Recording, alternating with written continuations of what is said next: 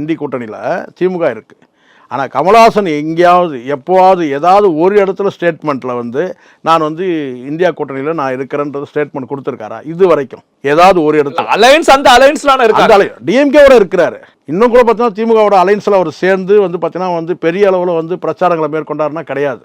ஏதோ ஒரு அவங்களுக்குள்ள ஒரு ஒப்பந்தம். ஒருவேளை இந்த எம்பி சீட்டு கிடைக்கட்டும் கூட வெயிட் பண்ணியிருக்கலாம், இனிமேல் வேணால் அறிவிக்கலாம். ஆனால் கமல்ஹாசன் எங்கே வந்து டிக்ளேர் பண்ணார் நான் வந்து திமுக கூட்டணியில் நான் இருக்கிறேன்னு சொல்லி டிக்ளேர் பண்ணாரா? அல்லது வந்து கேட்டால் நான் இந்தியா கூட்டணியில் இருக்கிறேன்னு டிக்ளேர் பண்ணாரா? ஏதோ ஒரு கிவன் டேக்கன். இப்போ வந்து எப்படி இளையராஜாவுக்கு வந்து ஒரு ராஜ்யசபா எம்பி கொடுத்தாங்க சார். யார்? இளையராஜா பிஜேபி சார்ந்தவரா? கொடுத்தாங்களா? இல்லை. திமுக கூட்டணியில் இருக்கிறேன்னு வேணா கமல் டிக்ளேர் பண்ணியிருக்கலாம். ஆனால் ஒருபோதும் இந்தியா கூட்டணியை பற்றி அவர் பேசுகிறதும் கிடையாது. அவர் ராஜீவ்காந்தியோ சோனியா காந்தியோ போய் சந்திச்சதும் கிடையாது.